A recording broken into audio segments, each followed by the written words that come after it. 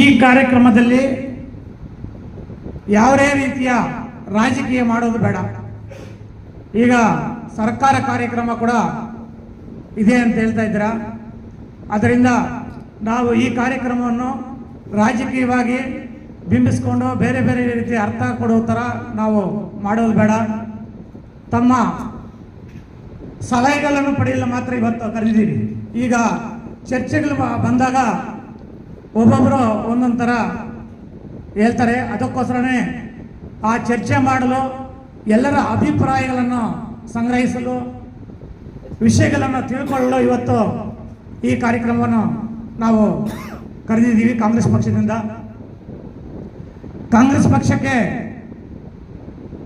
ಸರ್ವ ಜನಾಂಗದವರು ಕೂಡ ಈ ಕಾರ್ಯಕ್ರಮದಲ್ಲಿ ಪಾಲ್ಗೊಂತಾರೆ, ಅದರಲ್ಲಿ ಡೌಟೇ ಇಲ್ಲ. ಆದರೆ ಕಾರ್ಯಕ್ರಮವನ್ನು ರೂಪಿಸಕ್ಕೆ ನಮ್ಮ ಸಂಘ ಪರಿವಾರದವರನ್ನ ವಿಶ್ವಾಸಕ್ಕೆ ತಗೊಳ್ಳಬೇಕು ಅನ್ನುವ ಉದ್ದೇಶದಿಂದ ನಾವು ಇಲ್ಲಿ ಸಂಘ ಪರಿವಾರದವರನ್ನ ಜಾಸ್ತಿ ಕರೆದಿರ್ಬೋದು. ದಯವಿಟ್ಟು ಅನ್ಯತಾ ಭಾವಿಸಬೇಡಿ, ಕ್ಷಮಿಸಬೇಕು. ಕಾರ್ಯಕ್ರಮದಲ್ಲಿ ಎಲ್ಲ ಜಾತಿಯ ಧರ್ಮದವರು ಕೂಡ ಕಾಂಗ್ರೆಸ್ ಪಕ್ಷದಿಂದ ಇಲ್ಲಿ ಪಾಲ್ಗೊಳ್ಳಕ್ಕೆ ಎಲ್ಲ ನಾವು ರೂಪುರೇಷೆಗಳನ್ನು ಮಾಡ್ಕೊಂಡಿದ್ದೀವಿ. ಕಾರ್ಯಕ್ರಮ ಸರ್ಕಾರದ ಕಾರ್ಯಕ್ರಮ ಬೆಳಗ್ಗೆ ಇರುತ್ತೆ. ನಾನು ನಿಮ್ಮನ್ನು ಸಲಹೆ ಪಡಿತೀನಿ, ಇದಕ್ಕೆ ಹೆಸರು ಹೇಳಿ ಪರವಾಗಿಲ್ಲ. ಮಧ್ಯಾಹ್ನ ಏನಾದರೂ ಮಾಡೋಕ್ಕಾಗುತ್ತಾ, ಇಲ್ಲ ಬೇರೆ ದಿನ ಮಾಡೋಣ ಅನ್ನೋದು ಒಂದು ಸಲಹೆ ಕೊಡ್ಬೋದು. ಎಲ್ಲ ಹಿರಿಯರಿದ್ದೀರಾ. ಮಧ್ಯಾಹ್ನ 4 ಗಂಟೆಗೆ ಏನಾದರೂ ಮಾಡೋಕ್ಕೆ ಅವಕಾಶ ಇದೆಯಾ, ಇಲ್ಲ ಬೇರೆ ದಿನ ಮಾಡೋಣ ಅಂತ ಒಂದು ಸಲಹೆ ಕೊಟ್ಟರೆ ಒಳ್ಳೇದಂತ ಹೇಳ್ತೀನಿ.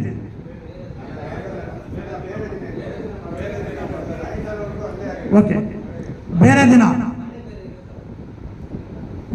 ಅಂದರೆ ನೆಕ್ಸ್ಟ್ ಸಂಡೇನ ಬರೋದು 15ನೇ ತಾರೀಕು ಸಂಡೇ ಮಾಡೋಣ, ಇಲ್ಲ ರಜಾ ದಿನ ಮಾಡೋಣ, ಇಲ್ಲ ಬೇರೆ ದಿನ ಮಾಡೋದು ಒಂದು ಸಲಹೆಯನ್ನು ಕೊಡಬೇಕು.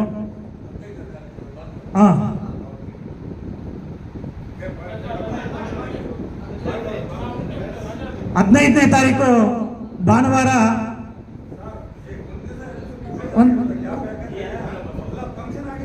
ಇಲ್ಲ ಬಿಡಿ, ನಮ್ಮದೇ ಕಾರ್ಯಕ್ರಮನೇ ಬೇರೆ, ನಮ್ಮ ರೂಪುರೇಷೆಗಳೇ ಬೇರೆ. 15ನೇ ತಾರೀಕು ಭಾನುವಾರ ಮಾಡೋಣ ಅಂತ ಎಲ್ಲ ಮುಖಂಡರು ಸಲಹೆ ಕೊಡ್ತಾ ಇದ್ದಾರೆ. ಮಂಗಳವಾರನಾ?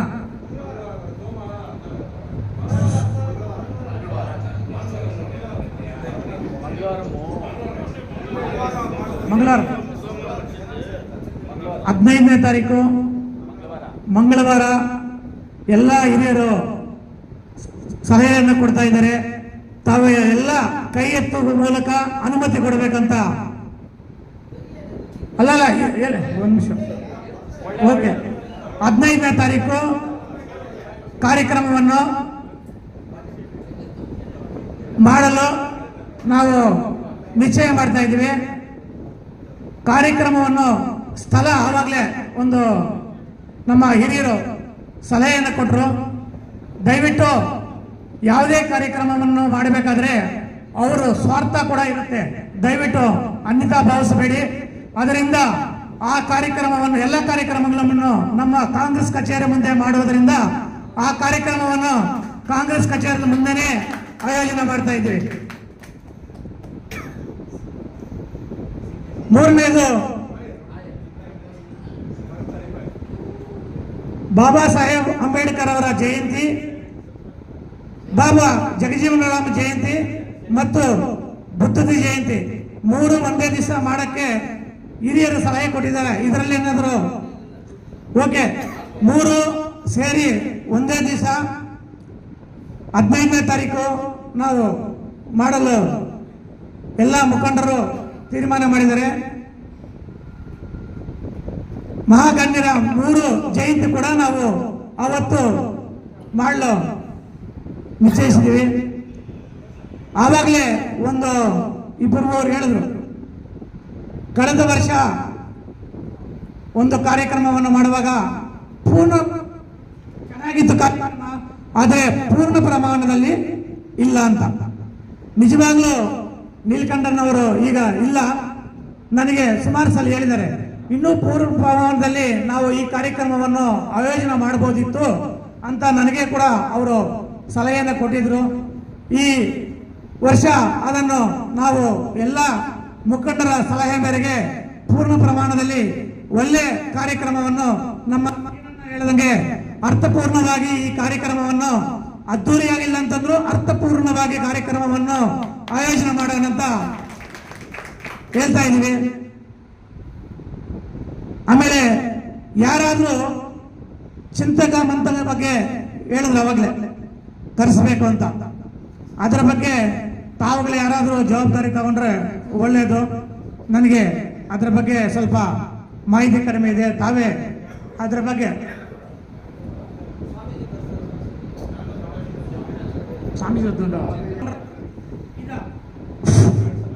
ಅರ್ಥಪೂರ್ಣವಾಗಿರ್ಬೇಕಾದ್ರೆ ಬಾಬಾ ಸಾಹೇಬ್ ಅಂಬೇಡ್ಕರ್ ವಿಚಾರಗಳನ್ನು ಎಲ್ಲರಿಗೂ ತಿಳಿಸುವ ತರ ಯಾವುದಾದ್ರೂ ಪುಸ್ತಕವನ್ನು ಕೊಡಿ ಅಂತ ಒಂದು ಸಲಹೆ ಕೊಟ್ಟರು. ನಮ್ಮ ಕಾಂಗ್ರೆಸ್ ಪಕ್ಷದಿಂದ ಎಲ್ಲ ಮುಖಂಡರ ಸಮ್ಮುಖದಲ್ಲಿ ಕೊಡಕ್ಕೆ ಓಕೆ, ತೊಂದರೆ ಇಲ್ಲ. ಆದರೆ ಬಾಬಾ ಸಾಹೇಬ್ ಅಂಬೇಡ್ಕರ್ ಜೀವನ ಚರಿತ್ರೆ ಅಥವಾ ಸಂವಿಧಾನದ ಪುಸ್ತಕ ಅನ್ನೋದು ಒಂದು ಸಂವಿಧಾನದ ಬಗ್ಗೆ ಓಕೆ, ಅದರ ಜವಾಬ್ದಾರಿನೇ ಕೊಡೋಣ. ಸಂವಿಧಾನದ ಪುಸ್ತಕವನ್ನು ಕೊಡಲು ಓಕೆ, ತೊಂದರೆ ಇಲ್ಲ. ಪುರಸ್ಕಾರದ ಬಗ್ಗೆ ಅವಾಗಲೇ ನಮ್ಮ ಹಿರಿಯರು ಸಲಹೆಯನ್ನು ಕೊಟ್ಟರು. KS ಅವ್ರನ್ನ ಮತ್ತು IAS ಅವ್ರನ್ನ ಕರೆಸಬೇಕು, ಈ ತಾಲೂಕಲ್ಲಿ ಮಾಡಿರೋರನ್ನ ಗುರುತಿಸಿ ಪ್ರೋತ್ಸಾಹಿಸಬೇಕು ಅಂತ ಹೇಳ್ಬಿಟ್ಟು ಅದನ್ನು ಸಲಹೆ ಕೊಟ್ಟಿದ್ದೀರ.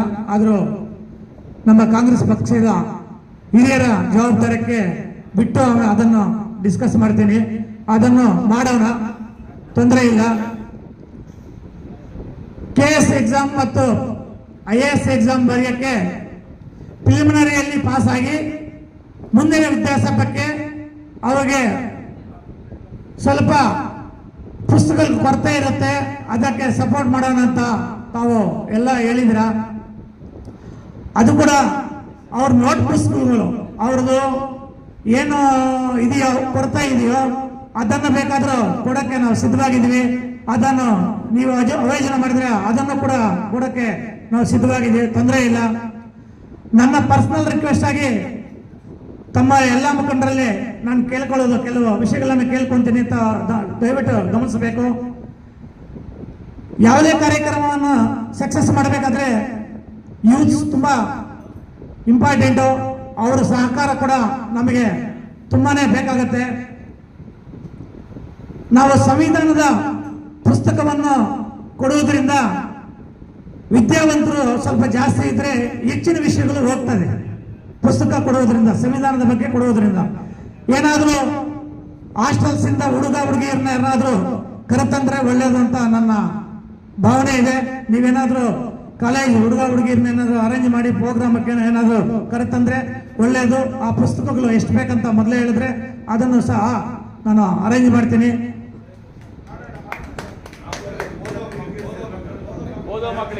ಅದರಿಂದನೇ ವಿದ್ಯಾರ್ಥಿಗಳಿಗೆ ಸೇರಬೇಕು. ನೀವು ಅದನ್ನ ಒಂದು ಕಮಿಟಿ ಮಾಡಿ, ಆ ಕಮಿಟಿ ಮುಖಾಂತರ ಎಲ್ಲ ಶಾಲಾ ಕಾಲೇಜು ಹಾಸ್ಟೆಲ್ಗೆ ಹೋಗಿ ಎಷ್ಟು ಜನ ಕರೆತರ್ತೀರಾ ಅನ್ನೋದು ನಮಗೆ ಮುಖ್ಯವಾಗಿರುತ್ತೆ. ಇಲ್ಲಿ ಬಂದ ಮೇಲೆ ತಿರ್ಗಾ ಪುಸ್ತಕ ಕಮ್ಮಿ ಬಂದ್ರೆ ಕಷ್ಟ ಆಗುತ್ತೆ, ಮೊದಲೇ ಹೇಳ್ಬೇಕು. ಪುಸ್ತಕಗಳು ನಾವು ಆರ್ಡರ್ ಮಾಡಬೇಕಾಗತ್ತೆ, ಅದರ ಜವಾಬ್ದಾರಿ ಇಲ್ಲ. ಇಷ್ಟು ಬೇಗ ಆಗುತ್ತಾ ಇಲ್ಲ ಅಂತ ನೋಡಿ, ಅದನ್ನು 15ನೇ ತಾರೀಕು ಇದೆಯಲ್ಲ ಅದನ್ನು ಓಕೆ.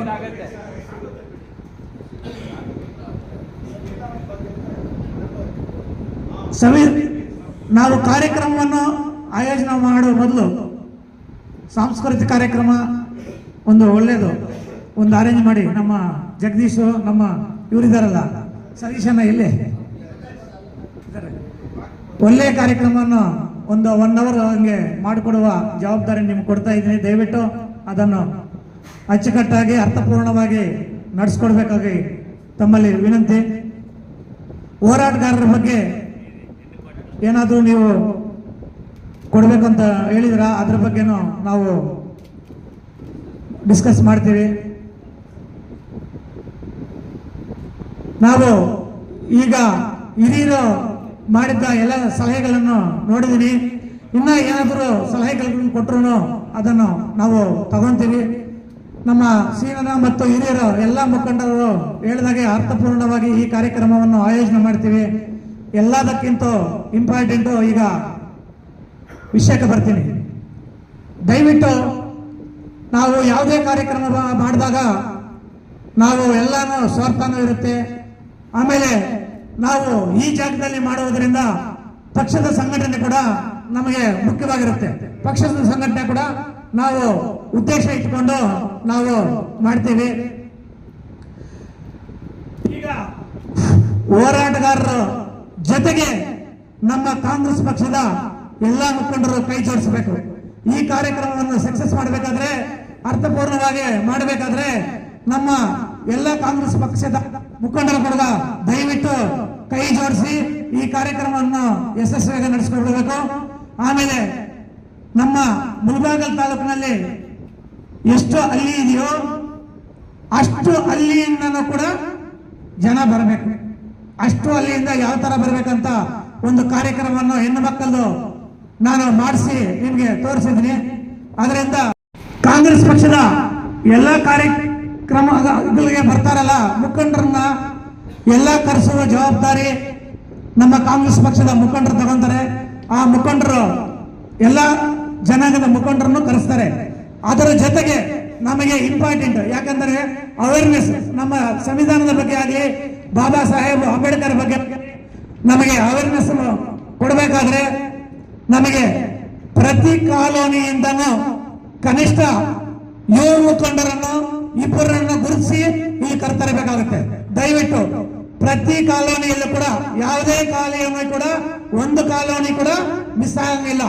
ಅದನ್ನ 4 ದಿವಸದೊಳಗಡೆ 4 ದಿವಸದೊಳಗಡೆ ಆ ಪಂಚಾಯತ್ ಲೀಡರ್ಗೆ ಹೇಳ್ಬಿಟ್ಟು ನಮ್ಮ ಕಾಂಗ್ರೆಸ್ ಪಕ್ಷದ ಪಂಚಾಯತಿ ಲೀಡರ್ಗಳ ಸಹಕಾರವನ್ನು ತಗೊಂಡು ಅದರ ಜವಾಬ್ದಾರಿಯನ್ನು ರಾಜೇಂದ್ರ ಗೌಡನ್ನ, ಗುಜ್ಜಿನಲ್ಲಿ ಮಂಜಣ್ಣ, ಆಮೇಲೆ ಉಮಾಶಂಕರನ್ನ ಮತ್ತು ಮಂಡಿಕಲ್ ಮಂಜು ಈ 4 ಜನ ಅದರ ಜವಾಬ್ದಾರಿಯನ್ನು ತಗೊಂಡು ನನಗೆ 4 ದಿವಸದ ಒಳಗಡೆ ದಯವಿಟ್ಟು ಎಲ್ಲರ ಸಮ್ಮುಖದಲ್ಲಿ ತಮ್ಮಲ್ಲಿ ರಿಕ್ವೆಸ್ಟ್ ಮಾಡ್ಕೊಂತ ಇದ್ದೀನಿ. ನಮ್ಮ ಪಂಚಾಯತ್ ಲೀಡರ್ಗಳ ಸಹಕಾರ ತಗೊಂಡು ಪ್ರತಿ ಕಾಲೋನಿಯಿಂದನೂ 2 ಹುಡುಗರನ್ನು ಗುರುಸಬೇಕು. ಯಾಕಂದ್ರೆ ನಾವು ಮುಂದಿನ ದಿನಗಳಲ್ಲಿ ಪಕ್ಷವನ್ನು ಕಟ್ಟಬೇಕಾದ್ರೆ, ಇಲ್ಲ ಆ ಕಾಲೋನಿಗಳಿಗೆ ಅವೇರ್ನೆಸ್ ಕೊಡಬೇಕಾದ್ರೆ, ಇಲ್ಲ ಪಕ್ಷದ ಕಾರ್ಯಕ್ರಮಗಳನ್ನು ಆ ಕಾಲೋನಿಗೆ ತಲುಪಿಸಬೇಕಾದ್ರೆ ಇಲ್ಲಿ ಅವರನ್ನು ಗುರುಸಬೇಕು. ಅವರನ್ನು ಗುರುಸಿ ನಮ್ಮ ಕಾಂಗ್ರೆಸ್ ಪಕ್ಷದ ಕಚೇರಿಯಲ್ಲಿ ಅವ್ರನ್ನ ಗುರುಸಿ ಅವ್ರನ್ನ ಗೌರವಿಸಿ ಅವರಿಗೆ ಪಕ್ಷದ ಕಾರ್ಯಕ್ರಮಗಳನ್ನು ತಿಳಿಸಿದಾಗ ಮಾತ್ರ ನಾವು ಪಕ್ಷದ ಸಂಘಟನೆ ಮಾಡಬೇಕಾಗುತ್ತೆ. ಅದರಿಂದ ಆ ಪಕ್ಷದ ಸಂಘಟನೆಗೋಸ್ಕರ ನೀವು ಈ ಮುಖಂಡತ್ವದ ಜವಾಬ್ದಾರಿಯನ್ನು ಈ 4 ಜನ ತಗೊಂಡು 4 ದಿನದೊಳಗಡೆ ನನಗೆ ಕೊಟ್ರೆ ಮುಂದಿನ ಅವ್ರಿಗೆ ಯಾವ ರೀತಿ ನಾವು ಬಳಸ್ಕೋಬೇಕು, ಈ ಕಾರ್ಯಕ್ರಮಕ್ಕೆ ಬಳಸ್ಕೋಬೇಕು ಅನ್ನೋದು ಬೇರೆಯವ್ರಿಗೆ ಕೊಡ್ತೀನಿ. ದಯವಿಟ್ಟು ಇದು ಜವಾಬ್ದಾರಿಯನ್ನು ತಗೊಂಡು 4 ದಿವಸದಲ್ಲಿ ಮುಗಿಸ್ಕೊಡ್ಬೇಕಂತ ತಮ್ಮಲ್ಲಿ ವಿನಂತಿಸಿಕೊಳ್ಳುತ್ತೇನೆ.